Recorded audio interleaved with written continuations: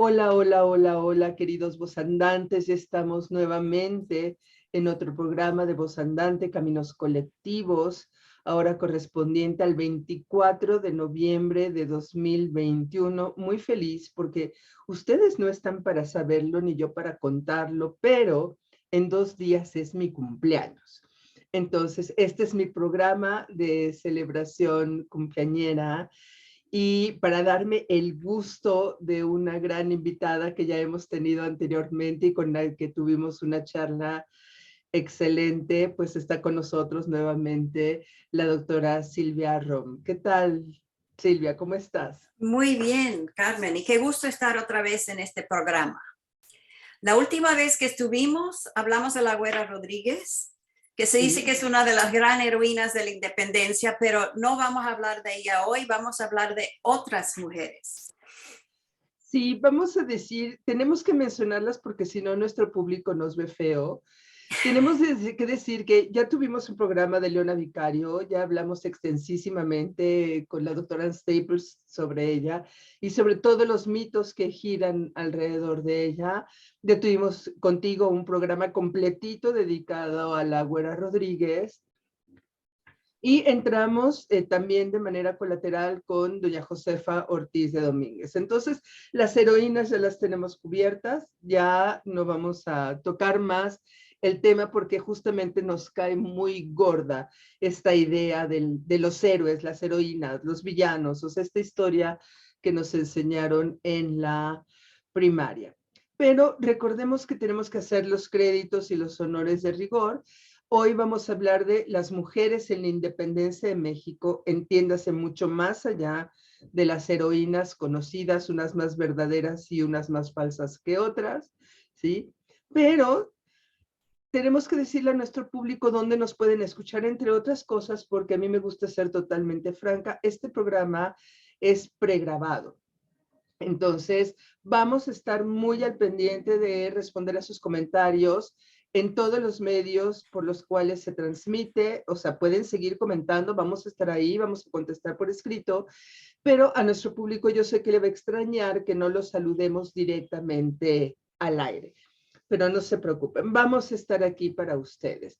Nos pueden escuchar y ver a través de Voz Andante, Cultura y Recreación, el canal que tenemos en YouTube, y nos pueden escuchar a través de la aplicación de Icónica Urbana para Android y la página www.icónicaurbana.com.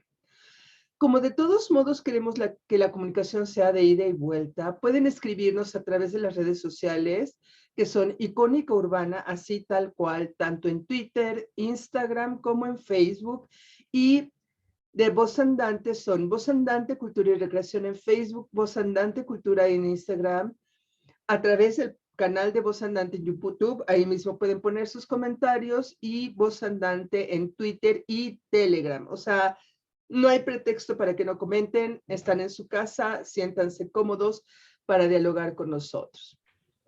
Agradecemos a nuestro querido productor César Uribe, el cartel institucional de nuestro CEO de la estación, Anuar Ricardo, y el video promocional de Carmen Espinosa, o sea, MUA. Algunas personas, querida Silvia, ya te conocieron por el programa anterior, pero otras no. Entonces, recuérdanos un poquito cómo llegaste a estos caminos de la historia y cómo llegaste sobre todo a hacer historia de las mujeres, que es el tema que nos ocupa el día de hoy. Bueno, yo entré en la universidad en 1971, que era cuando empezaba el movimiento feminista en los Estados Unidos, donde yo vivo. Y yo era una feminista que quería estudiar historia de las mujeres. Mis profesores dijeron, imposible, no va a haber fuentes, tienes que tener un tema en resguardo por si acaso no vale. Pero bueno, hay muchísimas fuentes y me he dedicado 50 años a hacer la historia de la mujer. La verdad es que entré en estos temas en la universidad, antes de la escuela graduada, cuando leí el libro maravilloso de Fanny Calderón de la Barca, que se llama La vida en México. Sus cartas que escribió durante los 2 años que estuvo en México, en 1840 y 41. Y este libro cambió mi vida, porque ella hablaba de mujeres pobres, relaciones personales, todas las cosas que en esa época, en la historia que a mí me daban en las clases, no se mencionaban. Entonces, yo he dedicado toda mi carrera a estudiar los temas, el lugar, la Ciudad de México y después más de México, y el siglo XIX, a que ella me introdujo. Así que ese libro cambió el rumbo de mi vida. Me parece genial. Así hay lecturas que nos marcan y además en una época en que la lectura fue muy propicia. O sea, tal vez si lo hubieras leído en cualquier otro momento o hubieras tú misma vivido en cualquier otra época, no te hubiera dejado la huella que te dejó, como que de repente las cosas confluyen, ¿no? Uh-huh. Para armar nuestros temas. Uno cree que es bien independiente y que uno elige las cosas así completamente de forma azarosa o con pleno ejercicio de nuestra voluntad, y hay veces que parece que no tanto y hay veces que parece que sí. Bueno, ya dijimos de lo que no vamos a hablar y entonces vamos a empezar a referirnos a lo que sí vamos a hablar, porque cuando los maestros nos dicen que no hay fuentes para historia de las mujeres, a ti no se te han acabado en 50 años, y yo supongo que te sucede lo que a la mayoría de los historiadores, que es que encuentras unas y esas te llevan a otras y esas te llevan a su vez a otras, y luego se van multiplicando los temas y las fuentes como hongos en las tortillas, ¿no? Entonces, ¿tú crees que ya se te van a acabar? Y no, al contrario, aparece un nuevo grupo documental, aparece un nuevo repositorio y se va multiplicando. Pero platícanos así, muy en breve, ¿a qué nos vamos a referir como las mujeres en la independencia? Porque uno piensa en las heroínas, ¿no? Las que están cargando armas o las que apoyan económicamente a la insurgencia o así. Y no queremos que se trate solamente de eso. Entonces, platícanos más o menos de qué sí nos vas a platicar porque las mujeres no nada más son, igual que los hombres, no nada más son héroes. ¿Sí? Las mujeres no nada más son heroínas, ¿sí? De hecho, no son heroínas, son personas de carne y hueso que simplemente en un momento dado hicieron su tarea y hay otros que no hacemos nuestra tarea y sí. Pues mira, Platícanos. yo creo, se ha dicho que en Latinoamérica la historia de la mujer es invisible. Eso no es verdad. Siempre ha habido esas heroínas en cada país, las heroínas nacionales, que en México casi siempre son las mismas dos, Leona Vicario y la corregidora, y a veces dos o tres más. Pero yo creo que nuestro énfasis, obsesión, lo que lo quieras llamar, con esas muy pocas heroínas, ha distorsionado nuestro entendimiento de la historia de la época. Así es. Es como la gente que siempre cuando hay que celebrar la independencia o hablan de la independencia y en los textos escolares que yo he revisado de secundaria, son las mismas dos. Dicen, sí, vamos a hablar de mujeres, pues ponemos esas dos. Como si hablar de una o dos fuera hablar de todas, pero no es así porque ellas no representan a todas las mujeres. Para empezar, esas heroínas son de clase alta, cultas, blancas, viven en las ciudades. Además, no murieron esas, no fueron fusiladas como Así es. tantas otras, pero son las que siempre hablamos. Entonces, omitimos la mayoría de las mujeres. Y cuando tú me invitaste a este programa, era para hablar de mujeres insurgentes. Pero yo también quiero hablar de las que no eran, muy brevemente, de las que no eran insurgentes. Porque tenemos que reconocer que no todo el mundo en esa época fue insurgente, que es algo que como que olvidamos. Tenemos los buenos y malos de la historia, los Así buenos es. querían la independencia, todos los otros los malos. Un colega mío en la Universidad de Brandeis, donde yo enseño, que estudia la independencia de los Estados Unidos, David Hackett Fisher, piensa que en los Estados Unidos a lo mejor una tercera parte de la población quería la independencia, una tercera parte eran realistas, estaban felices con el status quo, y una tercera parte, según él, no sabían, eran indecisos o no les importaba lo que fuera. Entonces, para él, la mayoría de la población en ese momento no eran insurgentes ni simpatizantes de la insurgencia. Yo creo que en México hay de todos esos grupos y además tenemos que añadir el grupo autonomista, los que no querían separarse de la madre patria, querían tener un autogobierno dentro de la Gran España, igual de como el Canadá, Nueva Zelanda, Australia, todavía tienen este sistema dentro de la Gran Bretaña. Entonces, había también un grupo bastante grande que quería eso, que es lo que yo creo que era la posición de la Güera Rodríguez por muchos años. De la Güera Rodríguez y de muchísima gente en el Cabildo Catedralicio, en el Cabildo de la Ciudad de México.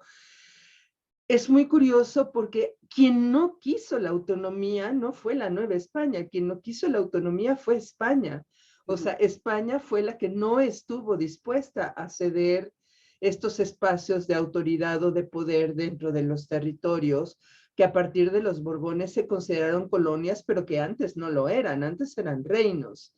Entonces, evidentemente, el tema que nos ofreces pues rebasó por mucho mis expectativas, lo cual de entrada ya te agradezco, y habla de la perspectiva limitada que tenemos los que no somos especialistas en tu materia. Entre otras cosas, porque efectivamente en la Nueva España había, curiosamente, en los sectores populares, había muchísimos realistas, porque muchos campesinos indígenas, muchos pueblos de indios, se sentían arropados por la figura del rey cuando el hacendado era abusivo, cuando el corregidor, el alcalde mayor, el jefe de departamento, incluso el intendente abusaban, siempre había la posibilidad de recurrir al rey. Entonces es muy curioso, muchísimas comunidades, pueblos de indios eran realistas, ¿sí? ¿Qué te parece si vamos entrando en materia? Vamos a manejarlo, si estás de acuerdo, por etapas para ver la participación femenina a partir de, digamos, 1808, las conspiraciones, ¿sí? Y después, ya cuando se desata la guerra, la presencia de las mujeres en los diferentes bandos, grupos, posturas, etcétera, etcétera, para que nos vayas presentando el abanico completo. ¿Estás de acuerdo? ¿O lo ajustamos como tú me digas? Pues yo prefiero hablar muy poco de las realistas y de las víctimas de la guerra, que no eran ni realistas ni insurgentes. Los grupos que omitimos y después meternos en las que apoyaban la independencia. Me parece perfecto. Bueno, porque nuestras narrativas omiten las mujeres realistas. Hace 35 años, cuando escribí mi libro sobre las mujeres de la Ciudad de México, yo puse 1 o 2 párrafos sobre las patriotas marianas, que era un grupo realista de mujeres de clase alta que se organizaron para apoyar a la península en su guerra contra Napoleón, que ya para 1808 andaba ferozmente, ¿no? Ellas recaudaban dinero, ayudaban con propaganda, le daban dinero a los soldados realistas, las familias de los soldados realistas, las otras mujeres, las viudas, las huérfanas, etc. Y tenían grupos en muchas ciudades de la Nueva España y duraron varios años. Se dice que tuvieron hasta 2.500 miembros en alguna época. ¡Wow! Enorme. Bueno, desde entonces nadie la ha estudiado. Desde que yo puse esos 2 párrafos, me he enterado de un dato por aquí y por allá que se fundaron en 1809 para recaudar fondos. Tenemos que investigar estas mujeres si queremos entender el proceso de movilización de las mujeres durante la lucha de la independencia, aunque no nos guste su posición política. Y eso es algo muy interesante. Nosotros, los historiadores, nos gusta estudiar la gente que nos cae bien, la gente que estamos de acuerdo con sus posiciones, pero no podemos hacer eso, porque entonces tenemos la idea de que como la independencia ganó, pues eso era inevitable. No era inevitable. No era inevitable. Hubo otras posibilidades que como que hemos olvidado y las mujeres que andaban en las otras posibilidades, pues desaparecen. Es interesante que en el Cardillo de las Mujeres, un periodiquito que se publicó en 1828, no duró mucho tiempo, ellos mencionan a 38 mujeres realistas que llaman desnaturalizadas y traidoras. Bueno, después de eso, ningún historiador va a tocar a las desnaturalizadas y traidoras y desaparecen. Pero otro grupo que hemos ignorado son las víctimas de la guerra. Yo creo que es importante pensar. A ver, déjame, perdón, una pausa aquí porque creo que sí vale la pena recapitular esto. Esto de etiquetar a cualquier persona que no piensa igual que yo como traidor, ya basta. O sea, ya basta porque esto se sigue multiplicando en el siglo XXI en este país y yo creo que tenemos que parar esa perspectiva, ya no digamos de la historia, sino de la realidad. ¿Sí? O sea, nadie de nosotros es Jesucristo para decir si no estás conmigo, estás contra mí. ¿Sí? O sea, ya basta desde esta perspectiva. Tenemos que entender de una vez por todas que todos los bandos tenían propuestas pertinentes, sensatas y justificadas desde su óptica, en su tiempo y en su espacio, ¿sí? Después de 300 años de estabilidad virreinal, evidentemente, amplísimos sectores de la población querían proteger esa estabilidad porque no sabían lo que venía después. No podían intuir, adivinar qué es lo que iba a venir después. Lo único que sí sabían es que iba a ser diferente y si estaban re bien ellas y sus sectores sociales, ¿para qué iban a cambiar? ¿Sí? Otra cosa que a mí me encanta llevar el agua a mi molino y me llama muchísimo la atención que las realistas se llamen las patriotas marianas y que el grupo que apoyó a los insurgentes, donde había mujeres, hombres y tal, eran los guadalupes. Y mucha gente no lo sabe, pero la Virgen María, aparte de ser un elemento religioso fundamental en el ámbito de la religiosidad católica, perdón por la redundancia, la Virgen María es un símbolo de poder. Las catedrales están bajo el título de, generalmente, de la Asunción de la Virgen. La Inmaculada Concepción era una devoción obligatoria de la monarquía hispana para obtener un cargo cuando tú ibas a ser nombrado corregidor, alcalde mayor o entrabas a la universidad o te graduabas como doctor. Entre otras cosas, tenías que jurar la Inmaculada Concepción de la Virgen María. En otro programa les platico qué es lo que quiere decir todo eso, no se me preocupe. Sí. Entonces, no podía ser de otra manera. Por eso no podemos ver la realidad en blanco y negro, insurgentes y realistas, indígenas, mulatos, negros, blancos, criollos, peninsulares, eran marianos. Sí. Sí, y las Marianas Patrióticas, ese grupo, una de las cosas que hicieron en 1810, cuando venían las tropas de Hidalgo, se acercaban a la Ciudad de México, es que guardaban la estatua de la Virgen de los Remedios en la catedral y le pagaban a las mujeres de los soldados realistas para que ellas tomaran turno. Esa era una manera de darles dinero. Así que sí, lo que dices, tienes mucha razón.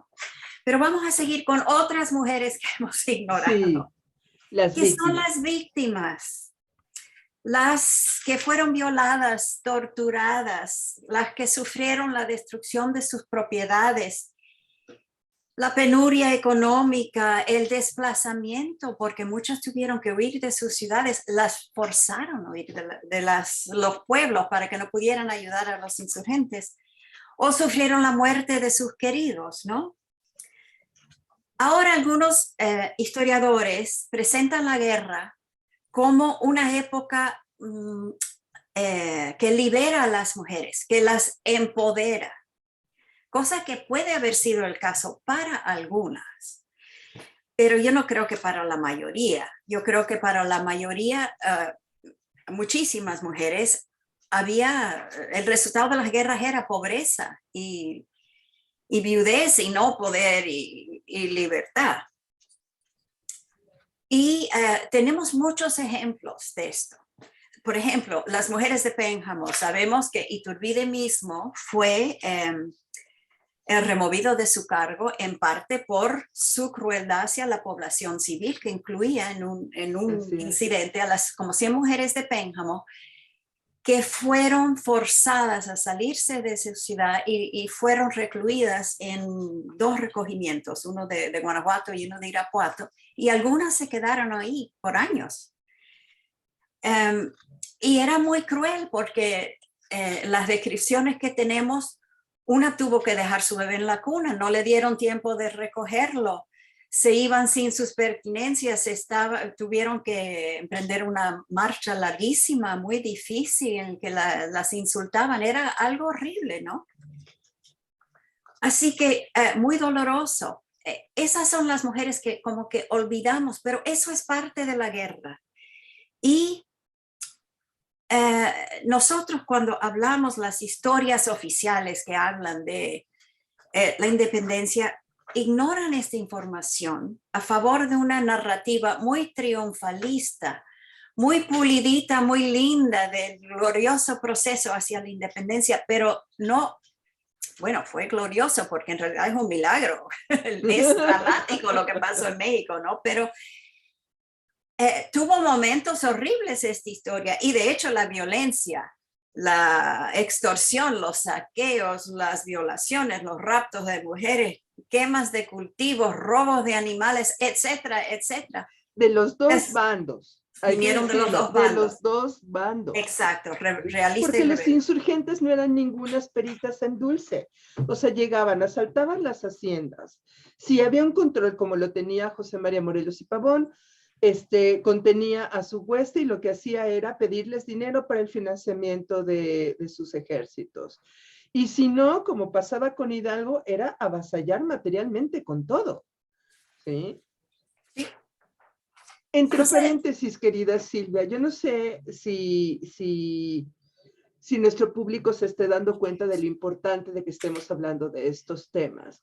Cuando estamos hablando de personas desplazadas, de migraciones forzadas, de violaciones, de extorsión, ¿no les suena como muy vigente? ¿No les suena como muy siglo XXI? ¿No les suena como que hablar de estos temas en la historia nos ayuda a entender muchas cosas que pasan todavía en nuestros días y entender que esas mujeres que están siendo desplazadas o que han sido desplazadas de sus territorios también son personajes históricos? Se lo dejamos a nuestro público, querida Silvia. ¿Tienes más casos de esto de las víctimas? ¿Sabes qué? Quisiera mejor pausar aquí para darle un poquito más de tiempo a las víctimas justamente en el siguiente corte y vamos ahora a escuchar tu primera selección musical, que es el corrido a Leona Vicario, que cuando lo escuché tenía la voz de Ann Staples aquí en mi oreja. Y ella no lo oyó, pero yo sé que hubiera estado muerta de la risa la mayor parte del tiempo, porque además estas marchas triunfalistas, pues son muy de historia oficial y de historia de esa que no nos gusta. Nos vamos al corte y regresamos en unos minutitos. Querida Silvia, como nosotros en YouTube podemos seguir indefinidamente, ¿qué te parece que nos platicas por qué elegiste justamente el corrido a Leona Vicario de Rocío Vega? Bueno, este es un corrido moderno, no es de la época, obviamente. Ajá. Lo elegí porque no vamos a hablar mucho de los mitos, pero sabemos que existen los mitos y los obsequios a las grandes heroínas. Y Leona Vicario es la heroína más famosa de México. El año pasado fue el año de Leona Vicario, la benemérita Madre Dulcísima de la Patria. Así que me pareció importante tener algo que nos recordara que cuando hablamos de las mujeres de esta época, nos enfocamos en esas heroínas de bronce. Y la heroína más grande de bronce, no la heroína más importante según Ann Staples por lo que hizo, pero sí la mejor conocida y la que más se alaba es Leona Vicario. Así es. Ella con doña Josefa Ortiz de Domínguez. Pero aparte me llama mucho la atención porque aparte todas ellas nos recuerdan la época de oro del cine mexicano a Sara García, ¿no?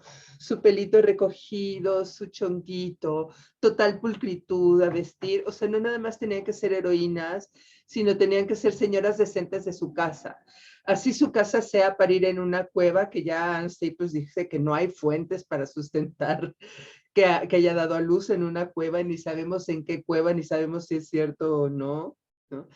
Entonces, no nada más es sustentar esta heroicidad de Bronce, como lo hemos visto, sino además esta idea que refuerza la figura de una mujer que se somete, libera de un hombre, ya sea el corregidor Domínguez o ya sea Andrés Quintana Roo, ¿no? Finalmente acaban siendo señoras de su casa con hijos y muy bien portadas, todas ellas, ¿sí? Y me encantó que hicieras esta selección. Gracias. Bueno, yo creo que por eso es que la Güera Rodríguez ha sido tan popular, porque ahí hay una que según el mito, no en la realidad, Ajá. no era tan mujer de su casa, tenía sus amantes, cosa que no es verdad, pero bueno, yo creo que esa es parte de la atracción de una figura mítica como la Güera Rodríguez. Sí, y está un poco, perdón que lo diga en términos psicológicos, que sé que no se sustentan tampoco, pero está como esquizofrenia, tanto masculina como femenina, ¿no? De los hombres que por una parte para su esposa quieren a la señora de su casa, pero que siempre les llama la atención la mujer fatal, vampiresa y seductora. Pues regresamos a los dos medios de nuestra transmisión. ¿Y por qué no seguimos hablando de las víctimas? Porque el tema es que también hubo víctimas de los dos, o sea, hubo víctimas de los insurgentes, ¿sí? Y hubo víctimas de los realistas. O sea, ante cualquier sospecha de que pudieras estar apoyando a la insurgencia, o se recluía o en un corregimiento, en un régimen, ¿cómo se llaman? Se me fue la palabra, no es regimiento, no es corregimiento, recogimiento. Recogimiento, sí. Recogimiento. Algunas los Sí. ponían en las cárceles, pero las de muy clase alta en los conventos, pero la mayoría en los recogimientos, y fueron cientos de mujeres recluidas a veces por años en estos recogimientos, encarceladas en realidad.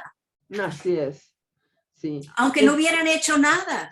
Por Porque sospechas las de mujeres de apoyar. Pénjamo, o las mujeres, también hay un artículo fascinante que habla de las mujeres de un pueblo que se llama Cañada de los Negros, cerca de Jalisco, por ahí. No habían hecho nada, no las enjuiciaron. No es que le pusieran cargos a cada uno individualmente, sino dijeron, estas mujeres pueden ayudar a los insurgentes, las sacamos aquí, las movemos para allá. Una crueldad y arbitrariedad tremenda, ¿no?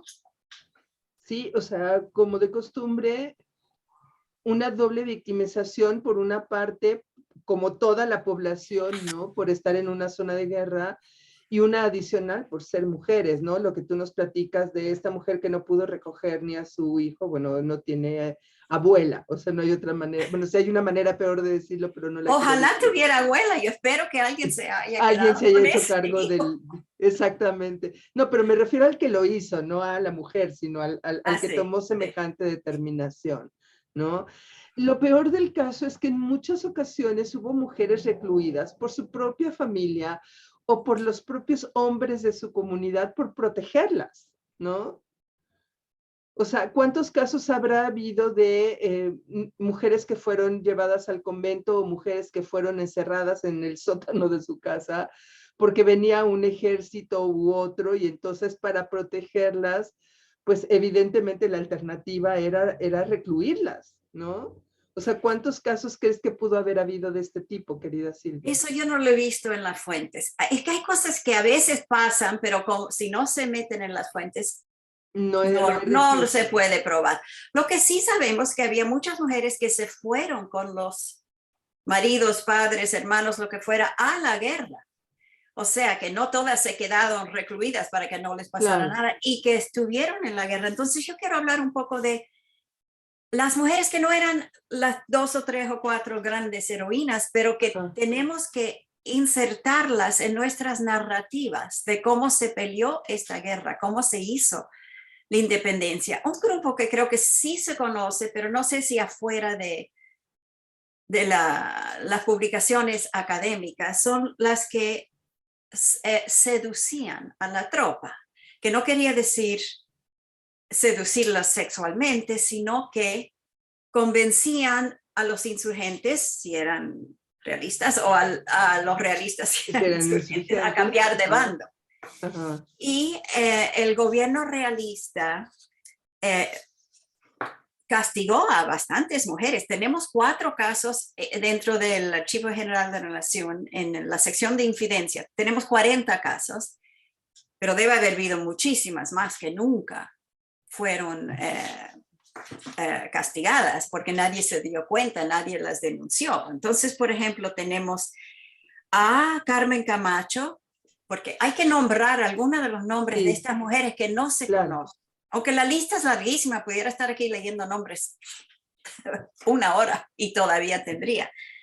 Ella lo que hacía, la Carmen Camacho, es invitar a los soldados de una guarnición realista a que tomaran un trago con ella. Les prometía que si se cambiaban de bando, tendrían una parcela de tierra en el México independiente. Promesa que dudo mucho que se dio, ¿no? Estaba en condiciones de cumplir. Entonces ella sí fue capturada, sí fue humillada públicamente. Los castigos de estas mujeres que fueron humilladas, le rapaban la cabeza, le rapaban las cejas, le ponían en un burro a caminar con un cartelito que decía el crimen que habían cometido, etc. Muy humillante, ¿no? Y ella fue fusilada en diciembre de 1811. Pero no fue la única. Sabemos que, por ejemplo, María Tomasa Esteves y Salas y muchas otras fueron castigadas y a veces fusiladas por seducir a las tropas. Y también debe haber sido muchas, y no sabemos cuántas. Como digo, hay muchas que nunca fueron capturadas, pero varios funcionarios del gobierno español dijeron que estas mujeres eran el mayor mal, o uno de los mayores males, que habían tenido en toda la guerra debido, y estas son las palabras de Iturbide, al poder del bello sexo sobre los corazones de los hombres. Y debido a su sexo también, las mujeres podían ser espías, tomar información, obtenerlo sin provocar sospechas, a través de una red de amigas, de sirvientes, las que tenían tiendas con sus clientes en el quehacer diario, las que tenían puestas en el mercado o iban al mercado, pues circulaban, hablaban, etcétera, en sus quehaceres diarios. También debajo de las faldas enormes de la época podían esconder dinero, armas, mensajes, protegían a los rebeldes en sus casas. Todo esto haciendo el trabajo de mujeres. Claro. No estoy hablando ahora de las soldaderas, las que hacían lo que hacían los hombres, sino esto era en el quehacer diario de lo que hacían las mujeres. Ellas podían hacer muchísimas cosas, hicieron muchísimas cosas que contribuyeron al éxito de la lucha de la independencia. Oye, Silvia, aquí valdría la pena mucho hacer justamente un paréntesis, porque entonces justamente desde la perspectiva de estudios serios sobre las mujeres, tienes que reconocer, bueno, tú ya lo sabes, no te tengo que decir nada porque lo has trabajado muchísimo tiempo, que las mujeres tenían un papel social muchísimo más activo del que se les ha atribuido normalmente desde la época virreinal, porque tú hablas de mujeres que ya estaban económicamente activas, que eran socialmente muy influyentes, que no necesariamente eran las niñas criollas de las casas ricas, pero que de todos modos tenían una preeminencia social por el trabajo que realizaban. O sea, mesoneras, tenderas, personas que desarrollaban, mujeres que desarrollaban una diversa variedad de oficios, y que entonces a nadie le extrañaba que estuvieran en la calle y que estuvieran trabajando y que estuvieran con una cantidad de redes sociales que ya tenían desde antes de la guerra. ¿Esto es así?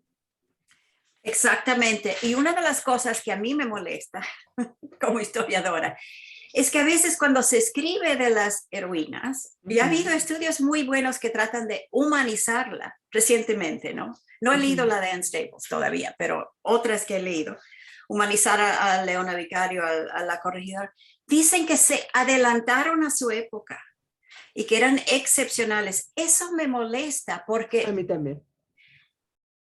Su época, eso da la impresión que antes de 1808, 10, la fecha que tú quieras, las mujeres estaban encerradas en sus casas, no se involucraban en asuntos políticos, que sabemos que lo hacían, hay esos estereotipos de que las mujeres siempre tenían que estar bajo la tutela de los hombres que tenían el mismo estatus legal que los menores. Eso no es verdad. No es verdad. Los roles de las mujeres no eran tan estrechos en el virreinato. Es más, William Taylor hace muchísimas décadas nos dijo que había encontrado muchísimas revueltas, motines en los pueblos, sobre todo indígenas, en que eran las mujeres que se amotinaron en contra de algún oficial. O sea que ellas siempre estuvieron involucradas en la vida de la comunidad de alguna forma. No necesariamente eran la cacique, o no, las españolas, obviamente las criollas no podían tener puestos burocráticos en el gobierno ni ser sacerdotes. Había cosas que no podían hacer, pero eso no quería decir que no hicieran nada. Y entonces, si uno cree esos estereotipos falsos, va a decir que de repente durante la guerra se abrieron oportunidades nuevas y las mujeres empezaron a hacer cosas, espías, involucrarse en la política. Siempre lo habían hecho. Lo que sí pasa en la guerra, hombres y mujeres, que lo sacan de la vida cotidiana normal y todos hacen cosas que no hubieran hecho antes, pero no me gusta esa idea de que estén adelantadas a sus tiempos. Eso me molesta mucho. A mí también me molesta mucho porque pasa como Sor Juana Inés de la Cruz, cuando te das cuenta de que había una cantidad enorme de monjas que escribían obras de teatro, que escribían poesía, que escribían sus... Digo, no todas eran tan talentosas como Sor Juana, en todas las épocas ha habido gente más talentosa que otra, pero no son tan excepcionales como quisiéramos considerar, porque además esta excepcionalidad lo que hace es justificar la invisibilidad, es decir, lo que hace es justificar que estos temas no sean estudiados, porque como son mujeres excepcionales, ¿por qué no? O sea, ¿para qué estudiar a las normales, no? Cuando son mujeres de su época. Querida Silvia, nos vamos al corte de la media y tú me sugeriste a este grupo que a mí me puede encantar y me encanta, que es el grupo Segrel para el segundo corte. Es un grupo excelente porque realmente sí hacen investigación musicológica, sí se han metido a los archivos para recuperar la música de una época que hasta el siglo XX pues no era muy de interés de los musicólogos ni de los especialistas en estos temas. Nos vamos al corte y seguimos aquí en el canal de YouTube. ¿Por qué elegiste al grupo Segrel? Porque yo ya dije por qué me encanta a mí, pero tú ¿por qué lo elegiste? Bueno, porque esta era la música que estaban oyendo los insurgentes y los realistas me imagino también, pero seguramente los insurgentes. Y me gusta el fandango porque es música campesina. Sí, estoy pensando en la misma que acaban de tocar. Sí. Y la mayoría de los que se fueron a la guerra también eran campesinos, hombres y mujeres. Entonces, me parece muy apropiado. Si no vamos a hablar de esas mujeres excepcionales en las ciudades muy de clase alta como Leona Vicario y la Corregidora, ahora vamos a hablar de las otras mujeres. Y ya hemos hablado de las que seducían a las tropas, y es interesante, quiero recalcar que sus actividades no eran meramente suplementarias al papel de los hombres. Las mujeres que seducían a las tropas hacían algo que los hombres no podían hacer o no podían hacer tan bien, igual con las que eran espías y se calaban por donde quiera y nadie les hacía caso, o las de la Sociedad Secreta de Guadalupe que se fueron a la Ciudad de México y estaban escondiendo una imprenta debajo de las faldas o debajo de los bocadillos o quién sabe. Querida, ¿qué te parece que nos integramos plenamente a YouTube y a Icónica Urbana y retomamos este tema porque me parece muy, muy importante? O sea, es muy chistoso porque los grupos que ensalzan a la población civil, al pueblo, siguen exaltando a las niñas bien, a las niñas de élite como las heroínas. Aquí hay otra vez esta doble personalidad y este doble discurso en donde tú dices que consideras al pueblo y apoyas al pueblo y finalmente tus figuras históricas relevantes son las figuras de élite. Hay algo que no checa ahí en el discurso. Pero platícanos justamente de lo que nos estás diciendo. No todas las mujeres eran guadalupes, no todas las mujeres eran criollas urbanas de las familias más acaudaladas. Entonces, ¿qué más hay? Bueno, hemos hablado de las que seducían a las tropas. Sí. Y un grupo todavía más grande es la que ahora podríamos llamar soldaderas, una palabra que no existía en esa época. Ajá. Pero son las mujeres que abandonaron sus hogares para irse a la guerra. Muchas veces toda la familia se iba, se llevaban a los hijos también. Y yo diría que su papel no era marginal otra vez, sino exactamente esencial, porque ellas eran las que conseguían el agua para los soldados y la comida, la preparaban, lavaban y cosían la ropa, la remendaban, cuidaban de los enfermos y de los heridos. Y a veces también servían de espías y claro que participaban en los saqueos igual. Claro. Porque era una manera de financiar la lucha. Pero yo sostengo que sin estas mujeres, las soldaderas, lo que ahora llamaríamos soldaderas, no se pudiera haber hecho la guerra, porque un hombre enfermo de hambre, deshidratado, con una cortada infectada, etcétera, enfermo, no puede pelear. Así es. Entonces, yo creo que no se debe menospreciar a estas mujeres como meras ayudantes, que es lo que siempre se dice, ayudaban a los hombres, los apoyaban, pero eso da la impresión de lo que hacen los hombres es más importante. Yo diría que hay que verlas como colaboradoras en un proyecto compartido, porque ellas querían lo mismo que los hombres. Bueno, algunas las habían raptado y se las habían llevado, pero las que se fueron con sus familiares y que sus contribuciones fueron claves para el éxito de la rebeldía. Querida, una pregunta rápida. A las que secuestraron, o sea, en un momento dado los podían haber abandonado. Digo, en una trifulca y en una guerra y en una batalla, las mujeres que fueron secuestradas y se incorporaron a la fuerza a las huestes, de haber querido huir en un momento dado, pueden haberlo hecho, ¿no? O sea, tarde que temprano, ya sea por ideales o por práctica o por enamoramiento o por su visión o por lo que haya sido, se incorporaron. Desesperación, pobreza también, ¿no? Sentirse arropadas y protegidas por una colectividad, o sea, por una serie de motivos, estaban ahí y apoyaron esa causa, ¿no? Sí, sí, es verdad. Y yo creo que han sido olvidadas en parte porque la mayoría era del pueblo, no todas. Leona Vicario se fue con el novio y después esposo, y la esposa de Carlos María de Bustamante también se fue a la guerra, pero la mayoría eran del pueblo.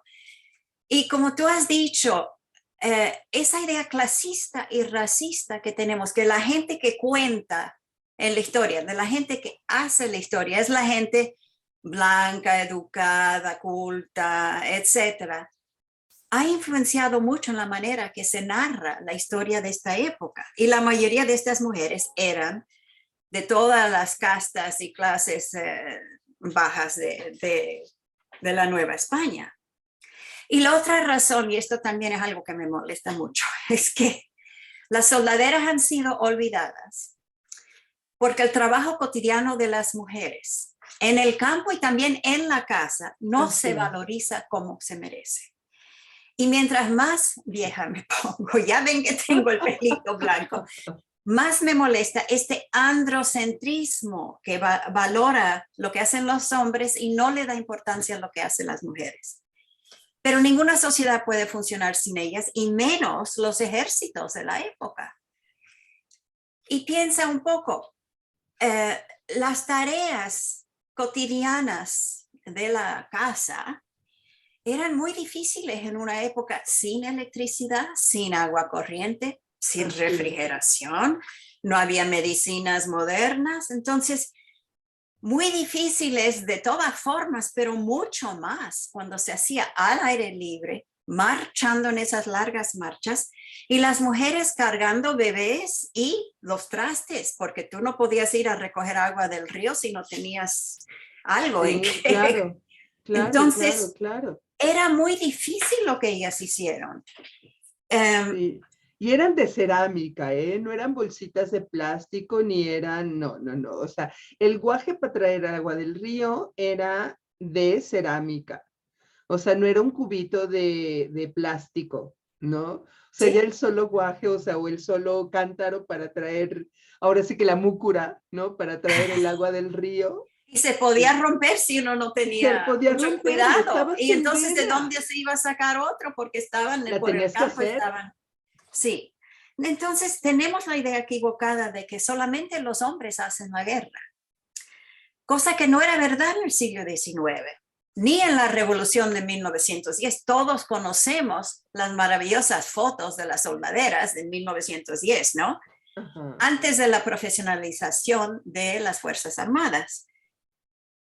Así que yo diría que además del clasismo y el racismo que ha escondido a estas mujeres en las narrativas, tenemos Sexys. el sexismo, ¿no? Y yo creo que el número de soldaderas era enorme, miles y miles. Es difícil de cuantificar lo que apenas aparece en las crónicas, pero los historiadores de las guerras de Europa en la época dicen que las mujeres a veces eran como una tercera parte de las tropas. Y yo creo que en México pudiera haber sido algo igual. Desgraciadamente, las pocas cifras que tenemos ponen a mujeres y niños juntos. Entonces es casi imposible decir, eran 36%, 40%, 20%. Sí. Pero sabemos de vez en cuando que eran muchas, 700 mujeres y niños, 250 por aquí, mujeres y niños. Y tenemos un dato más preciso para 1862, en Oaxaca, en que murieron en un incendio un batallón de 1,042 soldados, hombres, y 475 mujeres. O sea, que las mujeres que acompañaban a esos hombres, Casi la mitad. bueno, 31%. Ok, 31%. Y en la La guerra con los tercera parte. Estados Unidos, también varios soldados gringos en sus diarios notaron el asombroso número de mujeres que venían con los soldados mexicanos, un perfecto ejército de mujeres, dice uno en su diario. Así que la presencia de las mujeres en las guerras decimonónicas era constante, tanto en las tropas realistas como en las rebeldes. Oye, Silvia, ya me enojé porque aparte me hiciste notar algo que nunca había reparado en eso, y es que de los hombres, en todos los bandos había nóminas. O sea, había listas de soldados, había listas de insurgentes, había listas del ejército realista, pero las mujeres no aparecen en las listas, lo cual quiere decir que sí, tanto en los insurgentes como en los ejércitos de línea, se les pagaba a los hombres por su participación en la guerra, a las mujeres no. Bueno, ha habido algunos estudios de finales del siglo en que había unas lavanderas que los soldados de su pago le pagaban a las lavanderas, por ejemplo, o compraban la comida hechas por ellas. Si eran sus esposas o sus amantes, yo No, no sé si les pagaban, pero tienes razón, aún la manera en que se archivaba todo y se registraba quién era soldado y tal, omite a esas mujeres que estaban ahí. Y ya me sabemos que enojé. estaban ahí porque tenemos algunas menciones en las crónicas.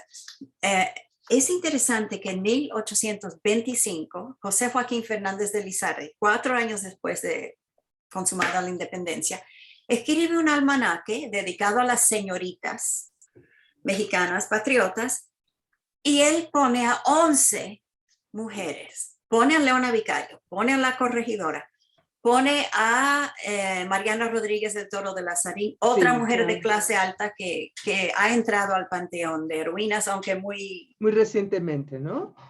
bueno, no, desde 1825, ahí está. Sí, pero no en el mismo estatus, o sea, como No que se le está en está el mismo lugar. recuperando. No, yo no la encontré en ningún texto escolar, ni en este año nadie ha hablado de ella en todas las celebraciones que yo haya podido ver. Pero una mujer que en su tertulia tuvo el plan de secuestrar al virrey y Nada la más. capturó, Y se fue le ocurrió a denunciada ella. a ella. La capturaron, la La enjuiciaron juzgaron, y sí, claro. estuvo recluida, no me acuerdo si era en un convento o donde, casi 10 años, pero bueno, Ujú. ¿para dónde iba? Ah, bueno, entonces Lizardi menciona esas 3 mujeres que sí son del panteón de heroínas, pero entonces menciona a 7 más que son lo que hoy llamaríamos soldaderas. Esto en 1825, por ejemplo. Él dice que María Fermina Rivera, todas se llamaban María, que conste, así Ujú. que me voy a olvidar de los nombres, pero esta Sí. María Fermina Rivera. Algunas veces cogía el fusil de algún muerto y sostenía el fuego al lado de su marido como si fuera soldado veterano. O la mujer de Albino García, que según Ah, Lizardi montaba a caballo como hombre, con el sable en la mano, y era la primera en entrar a los ataques con una división de soldados, enfrente de la división de soldados. Y él ya me enojé menciona, más, ¿por qué como hombre? O sea, que las mujeres no montaban, bueno, en la Nueva España sí, de hecho creo que lo menciona Fanny, Madame Calderón de la Barca. En Europa las mujeres montaban, las mujeres de todas las nacionalidades europeas que tenían acceso a pagar un caballo, obviamente, montaban, las novohispanas menos. Pero ¿por qué como ya me enojé más? pero lo que estaba diciendo es que Ajá. Lizardi menciona a 7 de estas soldaderas. Otra que menciona que hizo cosas muy importantes, bueno, todas hicieron cosas importantes. Es una que se llamaba María, otra vez, Manuela Molina, lideraba un cuerpo, era una indígena, liberaba un cuerpo de 70 indios tan eficazmente que la Junta de Zitácuaro le confirió el grado de capitana. O Ok. sea, en su Ajá. época fue reconocida. Y en 1825 Lizardi la reconoció. Pero lo interesante es que a los pocos años, cuando Carlos María de Bustamante y Lucas Alemán y otros se sentaron a escribir sus grandes narrativas de la historia de México, estas mujeres casi desaparecen. Ellos sí mencionan a Leona Vicario, sí mencionan a la corregidora, y muy de vez en cuando mencionan a las mujeres de los soldados. Cuando hacían algo fuera de lo normal, como lo que hacía un hombre. Porque ya no estamos hablando nada más de soldaderas, en realidad estamos Ujú. hablando de soldados, mujeres Mujeres, soldados, claro. y siguen lo mismo que los hombres. Entonces, Bustamante, por ejemplo, nos da 2 ejemplos que me parecen muy importantes, porque pero son muy corticos. En un momento él dice que en la batalla de Piñones, había un problema porque no se podían refrescar los cañones, se necesitaba agua para Ujú, ujú. limpiarlos, quitar la pólvora vieja, me imagino esto, yo no soy experta en municiones, para poder meter más pólvora ahí, ¿no? Y usar el cañón. Ya se les había acabado el agua y a una mujer muy ingeniosa se le ocurrió eh, llenar los cubos con orina de las otras mujeres para refrescar los cañones. Y así lo hicieron y pudieron seguir peleando. Entonces Bustamante dice a las pocas páginas que el hermano de Rayón en otra batalla, como se había dado cuenta de la valentía de las mujeres, en una batalla en que venían muchos realistas y el grupo insurgente era pequeño, como había tantas mujeres, y eso es lo que él dice, no me acuerdo si dijo tantas mujeres o muchas mujeres de los soldados, este hermano, el general, las organizó en batallón y les dio un pequeño cañón y con esa artimaña hizo parecer mucho más grande Su su ejército. tropa. O sea, que las mujeres andaban por ahí, esto está claro, ¿no? Y que sabían cómo funcionaban los cañones, sabían cómo usar Los fusiles, los cañones, las escopetas y todo eso. Entonces, aquí no son muchas referencias, son tan pocas que cuando uno lee tantos volúmenes que cada uno escribió, es muy posible no darse ni cuenta de estas pocas frases metidas por aquí y por allá. Pero ahí estaban las mujeres y como digo, yo creo que eran muchas que contribuyeron en algunos casos de manera diferente de los hombres, haciendo la comida, cocinando de enfermeras, y en otras veces de la misma manera que los hombres, pero lo hemos ignorado. Pues me llaman la atención dos cosas. Bueno, de los dos, o sea, de Carlos María de Bustamante y de Lucas Alamán, sabemos que eran unos machistas misóginos irredentos. O sea, lo sabemos públicamente de pública voz y fama. O sea, no hay duda al respecto, incluso para su época, porque, o sea, digamos que era parte del pensamiento de la época, pero ellos en grado sobresaliente, incluso para su época. ¿Sí? Entonces, si pensamos, si lográramos hacer una especie de algoritmo para poner en la proporción exponencial de lo que ellos cuentan y lo que pudo haber sido la realidad, o sea, si estos señores lo están contando, es porque la participación debe de haber sido exponencialmente mayor de lo que ellos están relatando para que se tomaran la molestia de dedicar algunas líneas al fenómeno, ¿sí?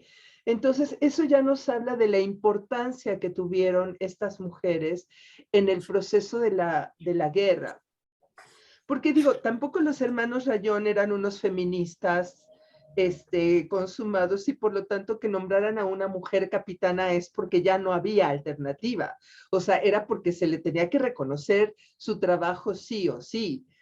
O sea, tenía que haber sido mucho más que sobresaliente para que se le diera ese reconocimiento. Eso me lleva a considerar otra cosa, porque por una parte, darle su lugar a estas mujeres que participaron en la independencia. Voy a hablar primero de las soldaderas, o sea, de las que realizaban tareas como curar a los enfermos, traer el agua, cocinar, cargar los insumos. Me recordó a un profesor para la Revolución Mexicana que decía que el papel de las soldaderas había sido marginal, que realmente ideológicamente lo único que querían es que el metate no fuera tan pesado, ¿no? Lo cual me pareció indignante y se lo dije, ¿sí? Afortunadamente no me reprobó porque tenía muchas ganas el profesor, pero en fin. Habla de revalorizar el trabajo que se considera femenino, ayer, hoy y para siempre, jamás. Y eso me parece muy importante para el feminismo contemporáneo. O sea, si queremos realmente darle una debida dimensión al papel de las mujeres en la historia, tenemos que darle el papel a la importancia que tiene el trabajo doméstico, atender a los enfermos, cuidar a la familia y todo lo demás, y no abandonarlo, porque parece que la tendencia es ese, para que las mujeres valgamos, tenemos que dejar de lavar trastes, tenemos que dejar de cocinar, tenemos que dedicarnos a las actividades que hacen los hombres, porque si no, las mujeres no valemos. Entonces, gracias Silvia, porque nos acabas de dar un bofetón bien dado a esta forma de pensar, ¿sí? Que hace que lo doméstico, lo aparentemente insignificante tenga un valor, el valor que se merece, o sea, la importancia que debe de tener. Mujeres no se avergüencen, al contrario, siéntanse heroínas por lavar los trastes y por traer la comida a la casa y por administrar el agua, que es tan importante como disparar un fusil. Y segunda, que ya hay, o sea, entiendes que los hombres del siglo XIX tenían que describir a las mujeres con actitudes varoniles cuando hacían cosas como disparar un fusil o montar a caballo o disparar un cañón. Se entiende por la época, pero creo que ya estamos suficientemente adultos como para cambiar ese discurso. O sea, no son actividades viriles, sino son actividades humanas en un contexto de guerra. ¿Sí? Cualquier persona, hombre, mujer o niño, cosa que ya también se ha demostrado en las guerras a lo largo y ancho del mundo, va a disparar un fusil cuando tiene que hacerlo. ¿Sí? Y cuando se trata de tu vida y la del otro, seas hombre, mujer o quien seas, vas a disparar un fusil. Quien se crea que es bueno, bueno, bueno, y a mí no me va a pasar y yo soy incapaz de semejante cosa, nada más ve a tu familia en peligro y vamos a ver si te atreves o no te atreves. ¿Sí? Porque aquí estamos hablando mucho más allá de los ideales, estamos hablando de la sobrevivencia. Sí. Estamos hablando de la sobrevivencia. Querida Bueno, yo estoy de Silvia, acuerdo 1000 veces. me parece encantador que estemos de acuerdo porque una persona que tanto ha aportado en este tipo de temas como tú, que nos dé la razón, o sea, nos hace sentir honradas, pero mujeres ya es hora de que nos demos verdaderamente nuestro lugar en la historia y para hacerlo hay que darle por una parte grado heroico a esas mujeres que han sido ignoradas del movimiento de independencia y de muchos otros. Hay que darle su lugar a las víctimas porque tristemente se siguen multiplicando en el siglo XXI las personas, no nada más mujeres, hombres, mujeres, niños desplazados por las guerras, desplazados por los conflictos. Y al revalorar a estas mujeres, estamos revalorando nuestro propio papel en la historia. Querida Silvia, ¿algo más que quieras agregar? Bueno, quiero recalcar que estas mujeres, cuando solamente nos enfocamos en las mujeres excepcionales, que decimos que son excepcionales las heroínas, no le estamos dando el valor merecido a las otras. O sea que esas heroínas esconden a las otras mujeres. Y yo creo que eso es un problema, porque la verdad es que la manera en que narramos las historias es, como ha dicho Alicia Tecuahue, es un instrumento ideológico. Las narrativas históricas son instrumentos ideológicos. Entonces, seleccionamos cierto tipo de personas para virtudes cívicas, aunque todas estas mujeres tenían muchísimas virtudes cívicas, no era necesario nada más hablar de las heroínas, pero también nos damos una historia llena de buenos y malos, en que todo el mundo apoya la independencia desde un principio hasta el final, cosa que no era verdad, ni la Leona Vicario aceptó un indulto, no tuvo nada que hacer en los últimos 3 años de la independencia. Se minimiza la brutalidad, la violencia, el sufrimiento, y se convierten estas mujeres, las heroínas, en arquetipos. Ya no son ni seres humanos, las pobres. Son excepcionales, adelantadas a su época. Nada de eso es verdad y es un insulto a los que hemos hecho historia de la mujer por tantas décadas, ¿no? Porque estas narrativas reflejan las ideologías nacionalistas, sexistas, clasistas, racistas y todos los estereotipos que tenemos sobre la historia de las mujeres en el pasado, que aunque las que hacemos historia de la mujer hemos dicho que no son verdad, pues persisten, no mueren. Yo los llamo los zombies de la historia porque muertos regresan, vivientes. no Claro. mueren. Entonces tenemos que pensar mucho en lo que representan nuestras narrativas y cómo tenemos que cambiarlas. Y un problema, porque hay estudiosos que han hecho casi todos en artículos desde 2010, unos artículos muy buenos en que hablan de estas otras mujeres. Pero esos estudios se quedan en la academia, no salen al público, no cambian la manera en que contamos la historia oficial y además los académicos historiadores que hacen historia política no leen lo que hacen los que estudian las mujeres. Así Entonces, la historia de la mujer como que ha sido marginalizada dentro de la academia. Tenemos que integrarla para entender el pasado de veras. Ahora, aquí de abogado del diablo, y ya con esto terminamos. Bueno, antes de hacerlo de abogado del diablo, quiero que nos digas dónde te podemos leer, Silvia, aparte de tu texto brillante que ya hablamos de la Güera Rodríguez, en donde rompes los mitos que se han repetido hasta el cansancio, ¿dónde más te podemos leer? ¿Qué publicaciones? ¿Algo en academia.edu, en LinkedIn, Research, algo en donde te podemos leer? Bueno, todos mis artículos los he puesto en Academia Edu. Están ahí, bajo mi nombre, Silvia Marina Rom. Además, yo escribí en 1985 un libro que se llama Las mujeres de la Ciudad de México, que se publicó después en español, así que también se puede conseguir. Y he escrito otros libros que tocan a las mujeres, sobre todo uno sobre las mujeres y la caridad, voluntarios por una causa, y va a salir un artículo pronto en un libro de esos muy bonitos con muchos retratos e ilustraciones de Banamex, México 1521-1821, en que yo hablo de las mujeres en el virreinato. No me tocó el artículo sobre las mujeres de la independencia. De la independencia. Ajá. Pero sí del virreinato, así que ahí me pueden encontrar. Me parece genial porque ya tenemos otro pretexto para invitarte nuevamente a nuestro programa, a que nos platiques de las mujeres en el virreinato. Yo insisto que nos vayamos más sobre la historicidad que sobre el heroísmo, o sea, lo que nos dice realmente la historia más allá de los héroes y los villanos. Los dejamos en compañía de Icónica Urbana y sus programas posteriores. Ya saben que si se pierden la transmisión, van a encontrar el podcast en Spotify, Google Podcast, Apple Podcast, en el canal de YouTube Voz Andante Cultura y Recreación, que ya mencionamos, y también que chequen las otras emisiones del programa para hablar de estas mujeres que ya hemos trabajado anteriormente. Cada like, cada vez que nos comparten, cada vez que se suscriben, ayudan a que este proyecto lleve a más personas. Silvia, muchísimas gracias por estar en el programa. El placer ha sido mío. Gracias, Carmen. Y los dejamos con la canción marcial de José Antonio Gómez sobre la consumación de la independencia. Muchísimas gracias y hasta la próxima.